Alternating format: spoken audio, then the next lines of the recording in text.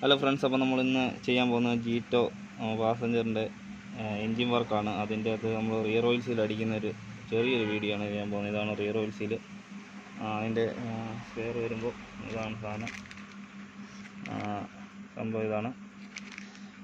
ഇത് നമ്മൾ ഇടാൻ പോകണം. ആദ്യം നമ്മൾ എന്ത് ചെയ്യുന്നതെന്ന് പറഞ്ഞു കഴിഞ്ഞാൽ ഓയിൽ സീൽ ഒന്ന് ചെറുതായിട്ടൊന്ന് മടക്കി കൊടുക്കണം. അതിന് ശേഷം നമ്മൾ ഇതിലോട്ട് ക്രാങ്കിൻ്റെ റിയർ സൈഡിലോട്ട് ഇങ്ങനെ വെച്ച് കൊടുക്കുക. എന്നിട്ട് നമ്മൾ ഫീലർ ഗേജ് ഉപയോഗിച്ചിട്ട് പതിയെ ഇതിൻ്റെ അകത്ത് ഇറക്കി വെക്കണം. പതിയെ ഇറക്കി വെക്കാവുള്ളൂ.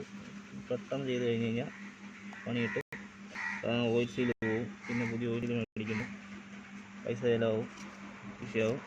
നൈസായിട്ട് കറക്റ്റ് സീറ്റിംഗ് ആണ്. അത് തന്നെ പതിയെ ഇറങ്ങിപ്പോയിക്കോളും.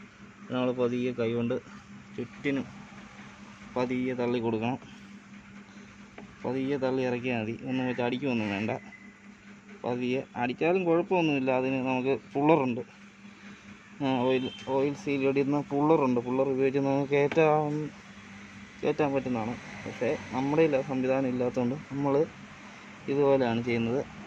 മാനുവലായിട്ട് കൈകൾ ഉപയോഗിച്ച്. അതിന് നമ്മൾ ഓയിൽ ഫീലർ ഗേജ് ഉപയോഗിക്കുന്നതെന്ന് പറഞ്ഞു കഴിഞ്ഞാൽ 0.7 ആണ്. അത് വെച്ചിട്ടാണ് നമ്മൾ ഇത് സെറ്റ് ചെയ്യുന്നത്. പക്ഷേ മാറിപ്പോയി.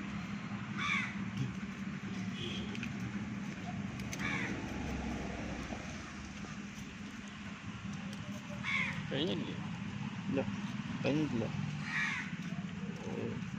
സെക്കൻഡ് എത്രയായി? എത്ര സെക്കൻഡായി?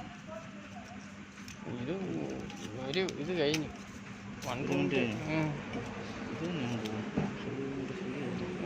നൈസറിനും കയറ്റി കറക്കി നോക്കുക. റെഡിയോ? പൊടിക്ക് ടെമ്പർ ഉള്ളവരണം കയറ്റി ഇവിടെ. മതി, ഏതായാലും മതി.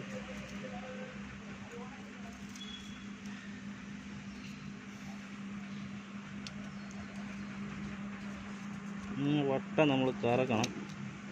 കറക്കിയില്ലെങ്കിൽ ഈ സംഭവം തട്ടാൻ പാടില്ല.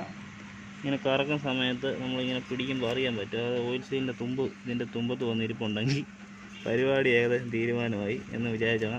അപ്പോഴേ തട്ടി ഊരിക്കളഞ്ഞിട്ട് പുതിയ ഓയിൽ സീൽ ഇട്ടുവാണെങ്കിൽ പിന്നെ പിടിപ്പിച്ച് കഴിഞ്ഞാൽ ലീക്ക് ആകത്തില്ല. അപ്പം പരിപാടി കഴിഞ്ഞിരിക്കുകയാണ്. ഇതാണ് റിയർ സീൽ അടിക്കുന്നത്. ഓക്കെ, ഇനിയിപ്പോൾ ഫ്ലൈ വീലൊക്കെ വെച്ച് എല്ലാം സെറ്റ് ചെയ്ത് കഴിഞ്ഞിട്ട് നമ്മൾ എഞ്ചിൻ സ്റ്റാർട്ട് ചെയ്യുന്നതാണ്. അപ്പം വീണ്ടും അടുത്ത വീഡിയോ ആയിട്ട് കാണുന്നവരെ signing off. Vishnu, C again, Tata.